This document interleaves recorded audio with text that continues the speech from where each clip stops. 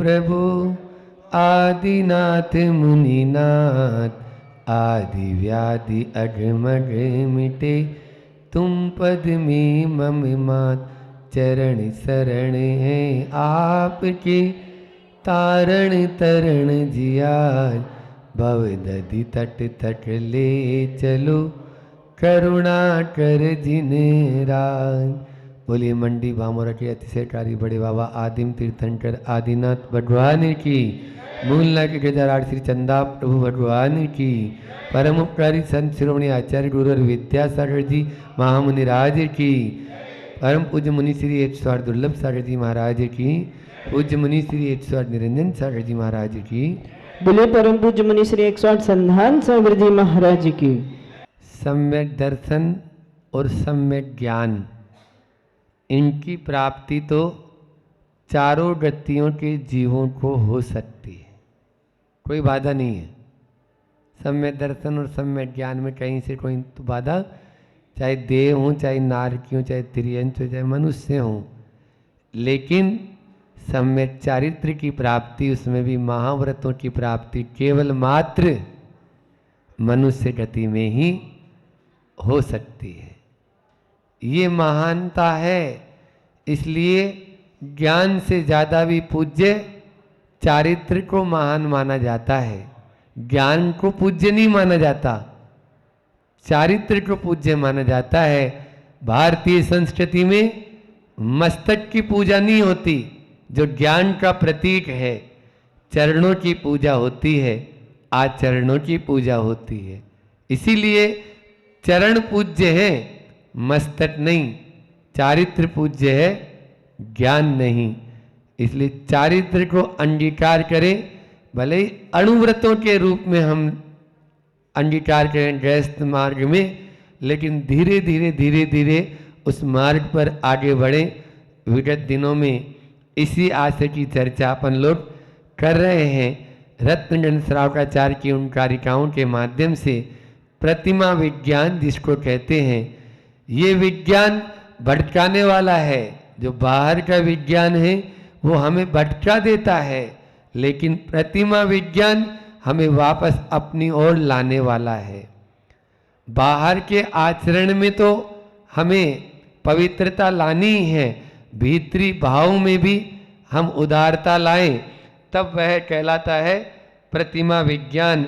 और साथ में शुद्ध चर्या का निर्वहन करें, शुद्ध आचरण का निर्वाह करें, वह कहलाता है प्रतिमा विज्ञान। और कहें तो निर्वृत्ति की ओर ले जाने वाला मार्ग है प्रतिमा विज्ञान। प्रवृत्ति से हटाकर निर्वृत्ति की ओर आपको बहुत सारे जो अनावश्यक चीजें हैं उनसे छुड़ाकर दूसरों के दबाव में छोड़ना अलग बात है। जैसे अभी अपन छोड़ रहे हैं, अभी अपन कर रहे हैं, ये दबाव में है, ये दबाव में है। ये सरकार का प्रेशर है कि अब आपको ऐसा नहीं करना है, आपको वैसा नहीं करना है, रात्रि में अब आप बाहर नहीं निकल सकते, कर्फ्यू लगा दिया, या रात्रि में आपके लॉकडाउन लगा दिया बोलते हैं, ठीक है ना। तो ये अब अपने यहाँ तो पहले ही बताया कि भैया जब पशु पक्षी भी सूर्योदय से सूर्यास्त तक अपनी दिनचर्या रखते हैं तो तुम क्यों। लेकिन लाइट ने ऐसा कमाल कर दिया है, भले ही वो दिन रात को दिन बदलने में सक्षम हो गई है, लेकिन अब लाइट में कर लो, कुछ भी नहीं कर सकते। बोले अब आप बाहर नहीं जा सकते। इस प्रकार से अपनी चर्या को सीमित बनाने का ये माध्यम है, लेकिन फिर भी हम लोग उस मार्ग को अपना नहीं पाते। क्या करें, अनादिकाल से एक खेल खेलते हम, ठीक है ना। जन्म, जरा और मृत्यु, ये तीनों का जो खेल है ना, इस खेल को छोड़ना ही नहीं चाह रहे। इसमें इतने मस्त हो गए हैं कि बस इसी के अंदर अपने आप को रच पचा लिए हैं। इसको छोड़ना भी आवश्यक है। कल अपन ने 12 व्रतों की संक्षेप में ही सही लेकिन सार गर्भित चर्चा की थी, और उनकी एक एक लाइन में हमने आपको अर्थ भी बता दिया कि 5 अणुव्रत होते हैं, 3 गुण व्रत होते हैं और 4 शिक्षा व्रत होते हैं। इन 12 व्रतों को जो अंगीकार कर लेता है वो क्या कहलाता है? व्रती श्रावक या दूसरी प्रतिमाधारी असंख्यात गुणी निर्जरा का वह हकदार हो जाता है। ऐसा वह व्रती श्रावक है, लेकिन हमारे कदम आगे नहीं बढ़ पाते हैं क्योंकि खेल में मस्त होते हैं। एक बार ऐसा हुआ, समुद्र के किनारे एक व्यक्ति, समुद्र के किनारे जो है एक व्यक्ति प्रतिदिन पैसा मांगता था, पैसा मांगता था। लोग उसको पैसा देते थे और कई बार नोट भी रखते, बड़े बड़े 100 के नोट रख देते, लेकिन वो क्या करता था? केवल मात्र चिल्लर उठाता था, चिल्लर उठाता था। वो 10 पैसे, 20 पैसे, 50 पैसे, 25 पैसे, 1 रुपए को भी हाथ नहीं लगाता था। सालों गुजर गए। अब जो व्यक्ति, कई बार उसकी परीक्षा भी ली, लेकिन वो नोट नहीं उठाता था, केवल मात्र फुटकर जो चिल्लर होती थी उसको ले लेता था। लोग ये समझते थे ये मूर्ख है, बुद्धू है। तो एक व्यक्ति ने पूछा हमारे हेमंत जी जैसे कि क्यों 20 साल से मैं देख रहा हूं, जब सब लोग चले गए तब। बोले सुनो, मैं बुद्धू नहीं हूं, बुद्धिमान हूं। बुद्धू नहीं हूं, बुद्धिमान हूं। जिस दिन मैं वो नोट उठाना शुरू कर दूंगा, मेरा ये पूरा का पूरा खेल बंद हो जाएगा। आप लोग कोई भी नहीं देंगे, कोई भी पैसा नहीं डालेंगे, क्योंकि आप लोगों को मालूम है कि ये केवल मात्र फुटकर उठाता है, छोटे जो पैसे हैं वो उठाता है, रुपए नहीं उठाता है। इसी प्रकार से इस कहानी से शिक्षा ये है कि जिस प्रकार से वो जानते हुए भी अनजान बना हुआ है, तभी उसका धंधा चल रहा है, ऐसे ही आप लोग भी जानते हुए अनजान बने हुए हैं, तभी आपका संसार चल रहा है। इस संसार चलने का कारण क्या है? जानबूझकर अंध बने हैं, आंख पे बांधी पाटी, जिया जग धोखे की टाटी। ये है वास्तविकता है। ये जानत जई, एक गाथा आती है, जानत जई चिंतित जई, जीव जरा मरण मय दुखे विषयेन विरजई, अहो सुबुद्धो माया ग्रंथियो। यह मोह की ग्रंथि ऐसी सुदृढ़ ग्रंथि है, गांठ है, जो खुलती नहीं है। जान रहा है, चिंतन भी कर रहा है, लेकिन फिर भी उसको अपना नहीं रहा है। यही हमारी कमजोरी रहती है। होता क्या है? जब तक सामने हमें अपनी मृत्यु नजर नहीं आती, तब तक हम सचेत नहीं होते। व्रतों के प्रति वही अंगीकार कर पाएगा जो इस जन्म, जरा और मृत्यु के भय से अपने आप को, संवेग बोलते हैं इसको, शरीर संसार शरीर भोगों से निर्विण्णा, संवेग भावना। तो संवेग भावना में यही आता है कि वह हर पल सजग रहता है, हर प्रतिपल। एक साधु जी थे और वो साधु बहुत प्रसन्न रहते थे, शांति और आनंद के साथ में रहते थे। बाबा जी, एक व्यक्ति पहुंचा, बाबा जी आप तो बहुत आनंद के साथ में रहते हो। बोले तुम्हारे प्रश्न का जवाब बाद में दूंगा, तुम्हारी उम्र 7 दिन बची है। बस इतना सुनना था। और महाराज जी ने सुनाई थी शायद ये कहानी कि अब उसके चेहरे का रंग उड़ गया, अब उसको कोई प्रश्न याद नहीं है, बस अब तो मुझे मरना है, सब भूल गया। और घबराहट के साथ में घर आया और अपने जितना लेन देन करना था सबको नक्की करके, भैया जिसका जो लेना है, कोई बुराई भी थी तो उससे क्षमा याचना कर ली, माफ कर देना भैया, अब हम जा रहे हैं, अब हमारा कोई भरोसा नहीं है, बाबा जी ने बोल दिया है कि जाना ही है। इस प्रकार से वह बिल्कुल खान पान में भी पहले तो डिमांड रहती थी, ये नहीं बनाया, वो नहीं बनाया, ऐसे नहीं बनाया, अब कोई डिमांड नहीं, अब जो मिल गया वही खा लिया अपना चुपचाप, क्योंकि अब तो काम खत्म होना है, सारी चीजें सीमित, कोई चीज की कोई अपेक्षा नहीं है, बस इसी के मान। लेकिन वो मरा नहीं, वो तो भला चंगा। अब पहुंच गया 8वें दिन, बाबा जी आपने क्या, आपने बोला था कि 7 दिन में तो चले जाएंगे। बोले हाँ, जब भी मरोगे 7 ही दिन में मरोगे, फिर सप्ताह में 7 ही दिन होते हैं, ठीक है ना, इसके बाहर नहीं जाना है। सोमवार से रविवार के मध्य ही मरण होता है, तो उसके माध्यम से उसका मरण होना, इन्हीं दिनों में मरण होना है। फिर लेकिन आप ये बताओ, इतने दिन में आपको कैसा लगा? बोले बहुत अच्छा लगा, कोई बात का ध्यान नहीं रखा, व्रतों को अंगीकार। दूसरी प्रतिमा यदि लेने वाला होता है वो वही ले सकता है जो इस तरह का चिंतन हमेशा रखेगा। फिर कोई चीज नहीं, फिर वो मर्यादा के साथ में रहेगा हमेशा। जो मर्यादित अपनी चीज है, वस्तु है, उसी को ग्रहण करेगा, सब चीजों में संकल्पित हो जाएगा। इसी का नाम तो प्रतिमा है, इसी का नाम दूसरी प्रतिमा है। इसलिए अपन इन प्रतिमाओं को अंगीकार करेंगे तभी हमारा कल्याण हो सकता है, अन्यथा हम कुछ भी नहीं हो सकते। कल इससे में अपन ने इस प्रतिमा के इसमें पढ़ा था, एक बार उच्चारण तो फिर से कर लें अपन। निर्तिक्रमण मणुव्रत पंचकमपि शील सप्तकम चापी धार्यते निसल्यो यो सोव्रति नाम तो व्रति के। निरति 4 रूप से जो 12 व्रतों का पालन करे। सल्ले कितने होते हैं? पहले तो ये देखो सल्ले क्या है, तो जो कांटे की तरह चुभे वो क्या है? सल्ले। सूल होता है ना, सूल से सल्ले बना दिया। तो बार बार जो सूल की तरह चुभे वो क्या होता है? सल्ले। और वो होते हैं 3, कौन कौन से? माया, मिथ्या और निधान सल्ले। बहुत अच्छा।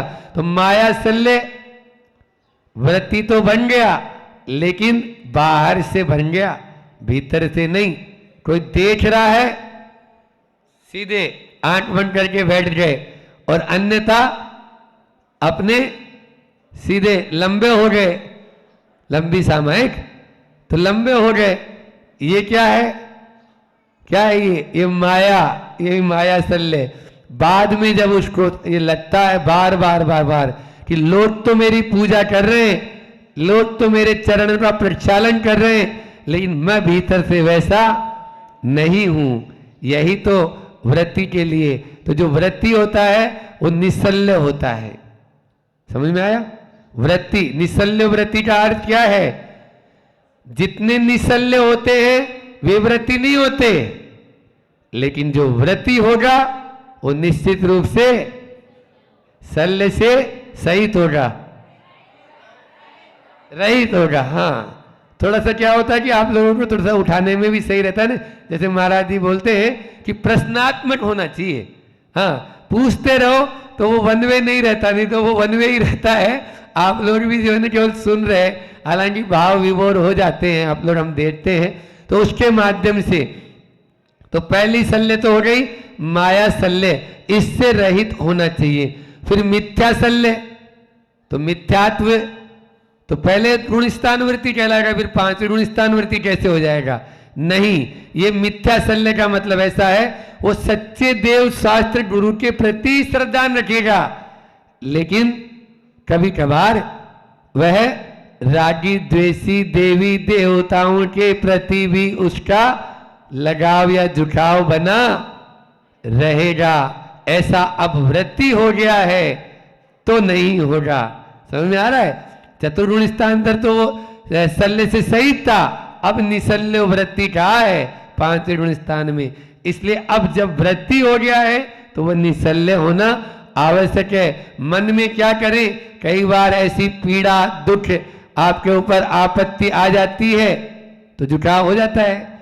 दूसरी बात यह भी हो जाती है कि अब महाराज जी तो कुछ बोलते ही नहीं उस विषय में, तो जरूर लगता है कि उस तरफ जा सकते, और बल्कि कुछ हो सकता है वे साधु भी उसको मानने वाले हों तो और आपका श्रद्धा दृढ़ हो जाता है। तो ये सब नहीं, अपन को रागी द्वेषी देवी देवताओं की पूजा आराधना कभी भी नहीं करना है। तीन मूर्ता से रहित होता है और 8 संकादी दोषों से रहित। पहले बताया था सम्यक दृष्टि कैसा होता है, 25 दोषों से सम्यक दर्शन शुद्धा वाली गाथा में, इसलिए वह 25 दोषों से रहित वह होता है। इसलिए कभी भी वह इस मिथ्या शल्य को धारण नहीं करेगा। और अंतिम है निदान शल्य, ये बहुत ज्यादा रहता है और वर्तमान में तो बहुत देखने को मिल जाता है। आप लोग ये तो जानते ही हो कि भावी भोगों की आकांक्षा करना निदान है।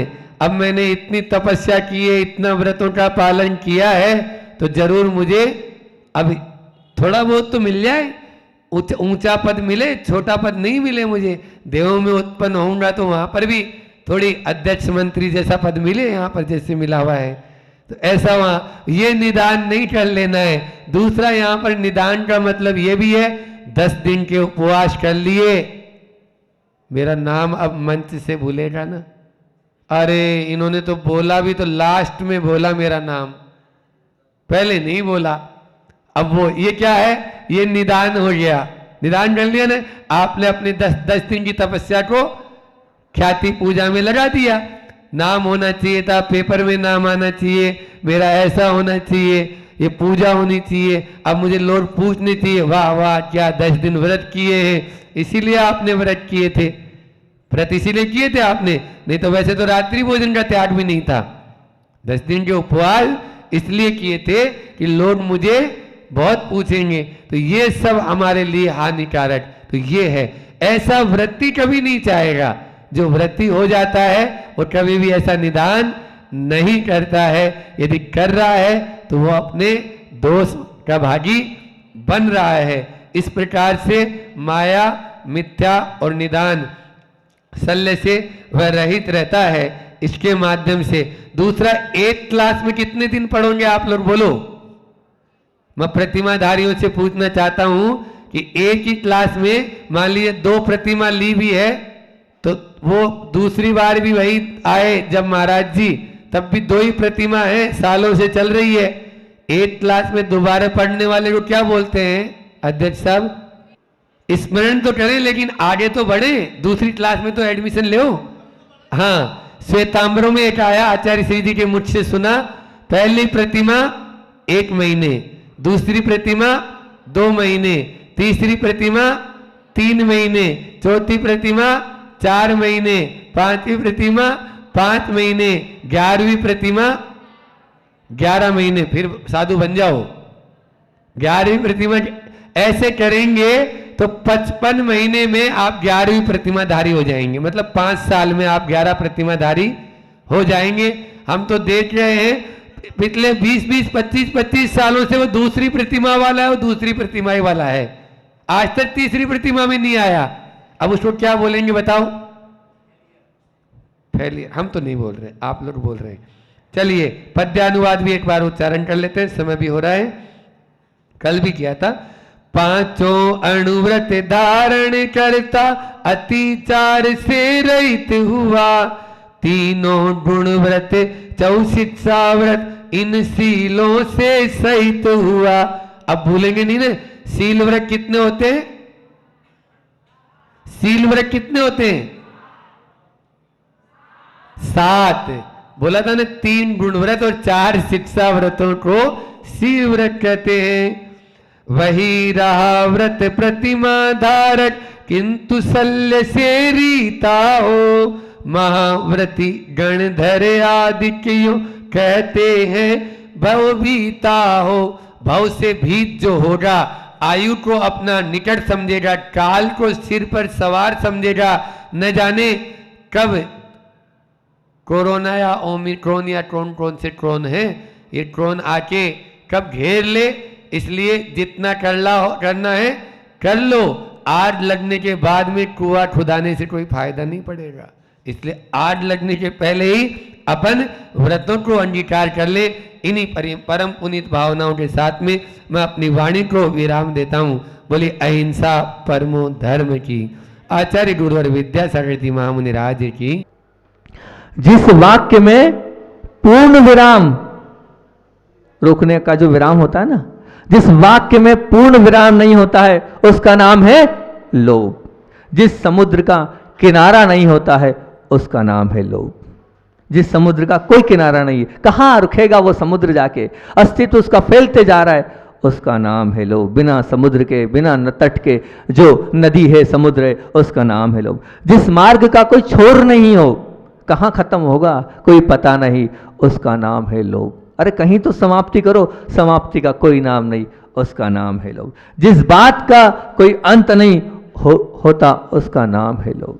अरे बात कर दो, नहीं बात समाप्ति ही नहीं हो रही, आपकी पिक्चर चालू हुई तो खत्म ही नहीं हो रही, बस उसका नाम है लोभ। जहाँ समाप्ति का नाम नहीं उसका नाम है लोभ। जिस जमीन का तल नहीं, खोदते जाओ खोदते जाओ खोदते जाओ खोदते जाओ, कितना खोदोगे, तल आ ही नहीं रहा है, तल आएगा नहीं, उसका नाम है लोभ।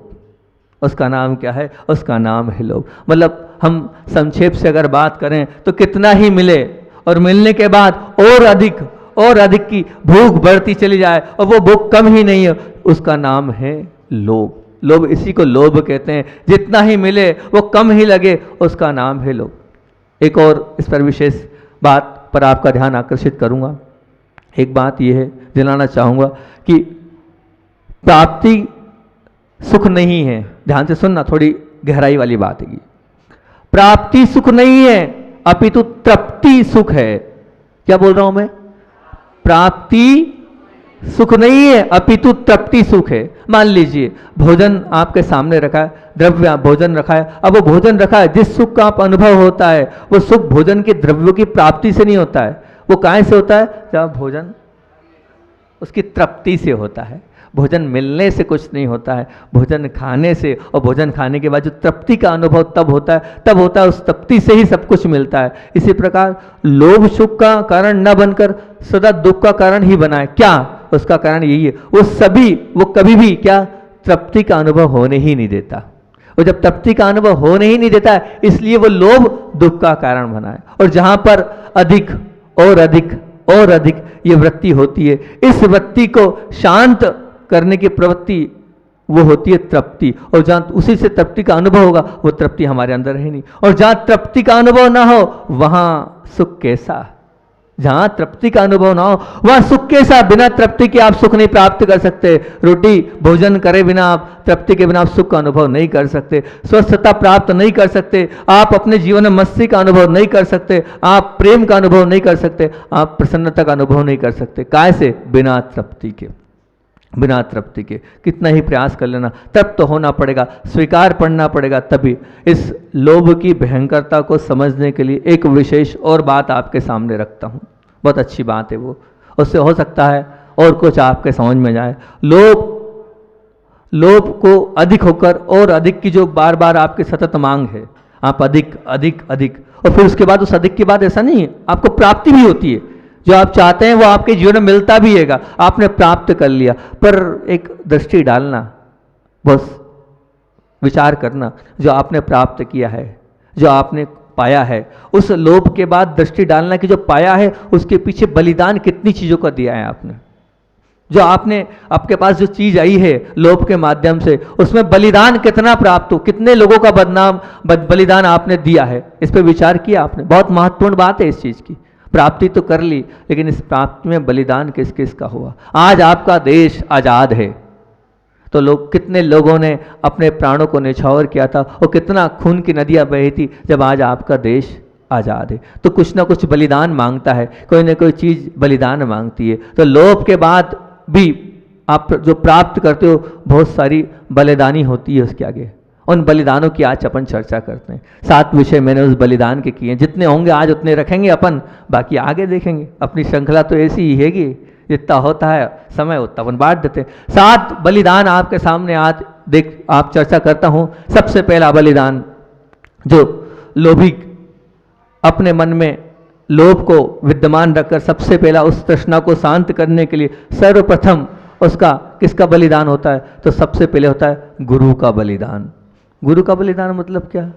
मतलब ये है, जब हमारे मन में लोभ का वास होता है तो गुरु सामने होते हैं, उसके बाद भी हम गुरु के वचनों को सुनने नहीं जा पाते हैं। समय नहीं है, हमें अपने काम धंधे से समय नहीं है, हमें अपनी फील्ड से समय नहीं है, हमें अपने ऑफिस से समय नहीं है, इतने सारे काम, इतने सारे सब कुछ प्रोजेक्ट चल रहे हैं, उसके लिए भले गुरु हमारे गांव में, बताओ बामोरा वालों 4 महीने से ज़्यादा हो जाएंगे, कितना लाभ लिया आपने, कितना आहार दिया आपने, कितनी वैयावृत्ति करी और कितने प्रवचन सुने आपने, बताओ क्यों नहीं। महाराज जिस समय दुकान का हैगा, दुकान खोलना पड़ती हैगी, दुकान पर जाना पड़ता है, सब कुछ करना पड़ता है, यह है लोभ।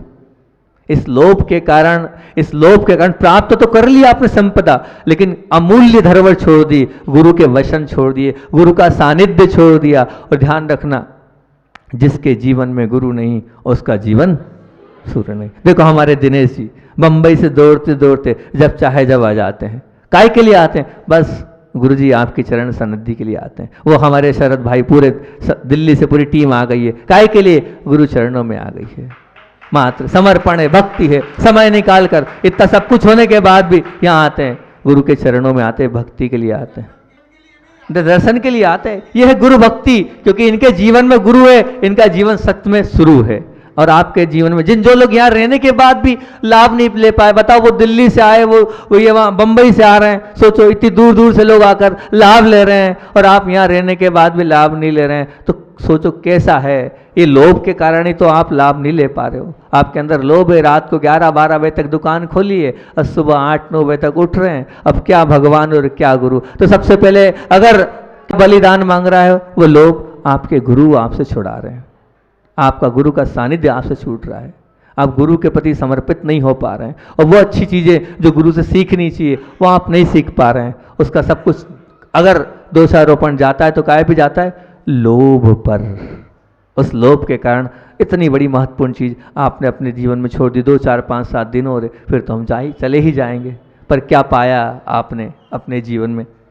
इस 4 महीने में क्या पाया आपने? अब वो तो आप ही जाने, कितना लाभ लिया आपने वो तो आप ही जाने। यह है पहला, किस पे डाका डालता है वो लोभ? गुरु पर डाका डालता है। काय पे डालता है? गुरु पर डाका डालता है। अब दूसरी बलिदान किसका जाता है? परमात्मा का बलिदान हो जाता है, परमात्मा का। बिल्कुल, उसे परमात्मा से कोई मतलब नहीं है। जिसके मन में लोभ है, जिसके मन में सिर्फ पैसा पैसा है, जिसके मन में अधिक अधिक की चाह है, उसे परमात्मा से कोई लेना देना नहीं है। आपके विधान हो कि आपके पंच कल्याणक हो, वो अपने विधान को ही समाप्त कर दिया उसने। वो ये नहीं जान रहा है कि मैं प्रभु की भक्ति नहीं कर रहा हूँ, वहाँ विधान था, उस विधान में नहीं बैठ रहा हूँ, और वो अपने विधान में ही लगा है। अब वो कर्म के विधान से कैसे जुड़ पाएगा? वो अच्छा कार्य कैसे कर पाएगा? बताओ। उसे तो सिर्फ मात्र काय से मतलब है? धन से मतलब है।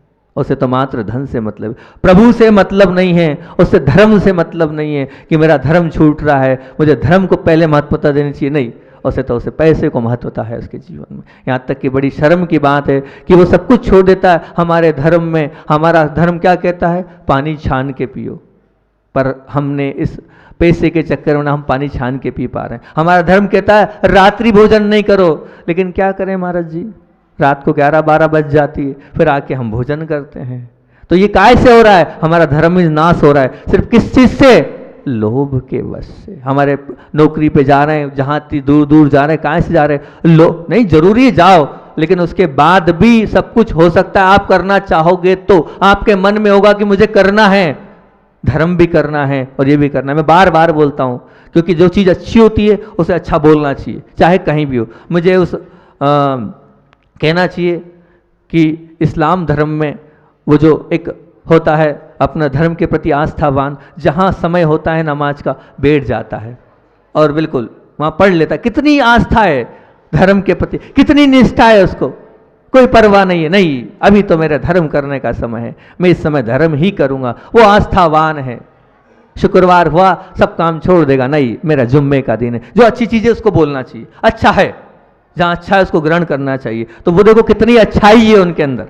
आपके पंडी इतनी आस्था है कि आज अष्टमी है, सब छोड़ दो, कुएं का जल लेंगे और सच्चे श्रावक बनेंगे। आज चतुर्दशी है, सब छोड़ दो, अब तो हमें धर्मात्मा बनना है। कभी आप बने उसके जैसे? आपके पास भी तो ऑप्शन है। उनके पास शुक्रवार है तो आपका अष्टमी चतुर्दशी है, आप वो मान लो, क्या बाधा है?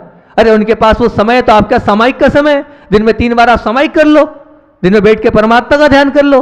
वो तो बैठता है, ध्यान करता है, आप कितना कर पा रहे हैं? नहीं, आपके पास समय नहीं है। आपके पास तो सिर्फ पैसे के लिए समय, धन के लिए समय है, उसके लिए समय नहीं है आपके। वो निष्ठावान है अपने धर्म के प्रति। आप कितने निष्ठावान हैं अपने धर्म के प्रति? विचार करना इस चीज़ को लेकर, सोचना इस चीज़ पर लेकर, हम कहाँ जा रहे हैं। और कहलाते हम धर्मात्मा हैं, हमारे आगे धर्मात्मा लग रहा है, लेकिन आप धर्मात्मा नहीं है। आपके मन में जो लोभ बसा है, उस लोभ के कारण आप धर्म से दूर होते जा रहे हैं, दर्शन से दूर होते जा रहे हैं। यहाँ तक कि कुछ लोग तो दर्शन तक करने नहीं आ रहे हैं।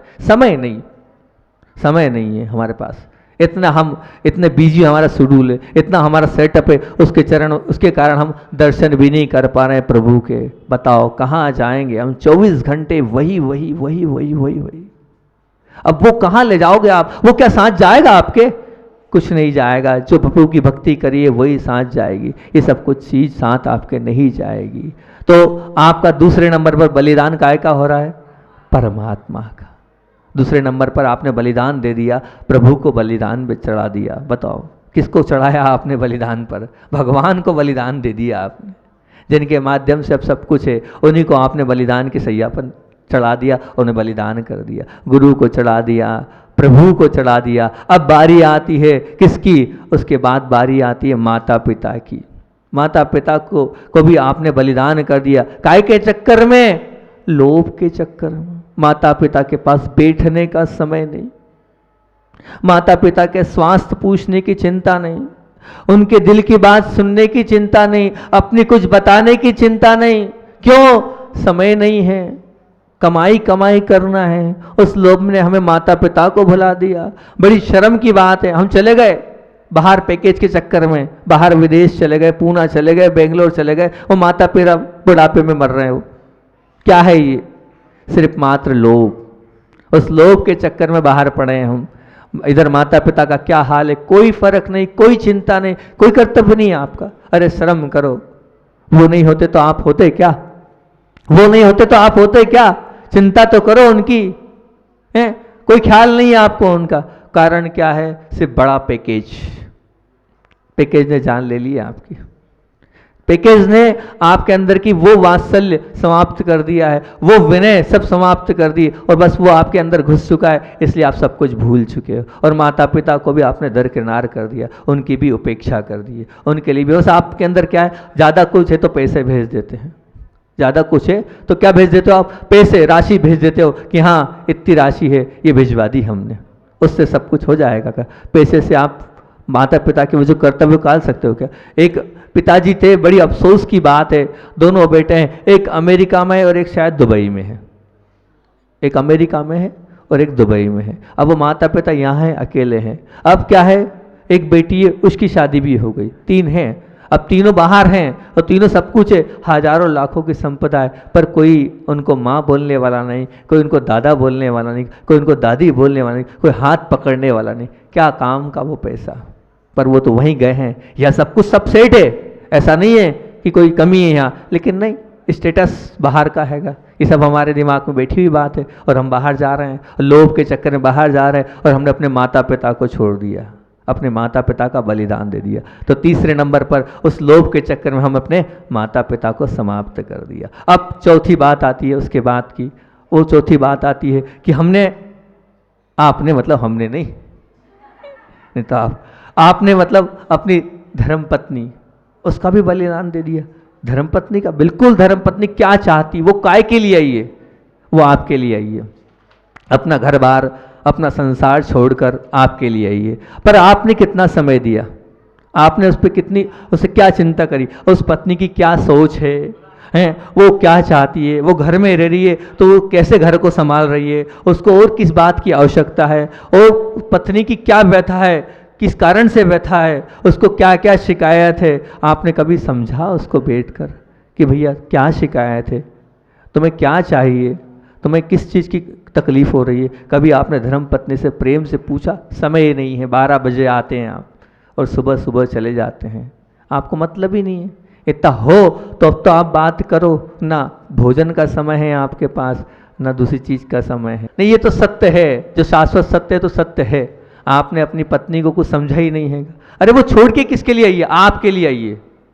आपको समय देना चाहिए, आपको बात करना चाहिए, वो भी आपका कर्तव्य है। लेकिन आपके पास वो लोभ घुस चुका है। उस लोभ ने वो जो आपस के पति पत्नी के प्रेम वाले संबंध थे वो भी क्या हो गए, धराशायी हो गए उस चक्कर में, वो भी एक तरफ हो गए। उसका पूरा श्रेय जाता है काय को, लोभ को। विचार करो आप कितने लोगों की हिंसा कर रहे हो, कितने लोगों के मन को मार रहे हो सिर्फ एक ही चक्कर में, पैसे के चक्कर में और लोभ के चक्कर में। आपके अपने दोनों के संबंध भी खराब हो रहे हैं पैसों के और लोभ के चक्कर में। कितनी जगह तो तलाक हो चुका है सिर्फ इसी बात को लेके कि हमें घुमाने नहीं ले जाते हैं, हमें बाहर नहीं, इनके पास बात करने का समय नहीं है। इन्हीं चक्करों में छोटी छोटी बातों में आपस में विवाद हो जाते हैं। तो उसके बाद बारी आती काय की, बारी आती है बेटे बेटियों की, अपनी संतान की बारी आती है। अब संतान का भी बलिदान हो जाता है, संतान का भी बलिदान हो जाता है, बिल्कुल बलिदान हो जाता है। वे कौन सी स्कूल में पढ़ रहे हैं, वो कौन से उनके मित्र हैं, वो कहाँ जा रहे हैं, वो कौन सी टेक्नोलॉजी, आजकल एडवांस टेक्नोलॉजी खूब चली है, व्हाट्सएप भी चला है और नाम भूल जाता हूँ मैं, इंस्टाग्राम चला है और बहुत सारी चीज़ चली। अब हमारे ज़माने में तो थी नहीं इसलिए हम ज़्यादा जानते नहीं है। क्या कर रहा है वो उस पर बैठ कर, क्या देख रहा है उस पर बैठ कर। आप विचार तो करो कि वो कहाँ जा रहा है, कैसे जा रहा है, किस प्रकार से जा रहा है, वो क्या कर रहा है। यही है, अपने अपने बच्चों को खो दिया है इस लोभ के चक्कर में। जो आपका सब कुछ था वो सब कुछ खो रहे हो। वो तो एक बार ठीक है, लेकिन आप वो खो रहे हो जो आपके लिए हमेशा आपके साथ रहना, उसको आप खो रहे हो।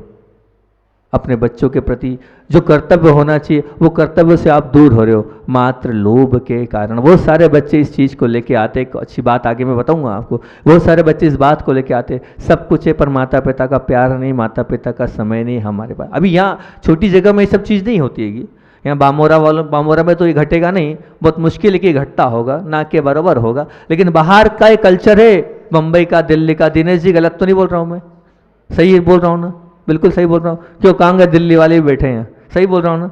समय नहीं है बच्चों के लिए उनके पास, बच्चों की तकलीफ है, ये कष्ट है। यहाँ तो फिर भी ठीक है, छोटा सेटअप है, छोटा सा गांव है, यहीं की यहीं सब कुछ हो जाता है। तो आप मिल लेते हो, बेटे को बेटी को देख लेते हो। यहाँ तो बच्चों को देख भी नहीं पाते हैं, सुबह से जाते हैं रात को आते हैं। जब जाते हैं तब बच्चा जो स्कूल, आप उठते हैं उसके पहले बच्चा स्कूल चल जाता है, और जब आप आते हैं वो बच्चा सो जाता है। कितने दिन तक तो आप बच्चों का मुंह नहीं देख पाते हैं।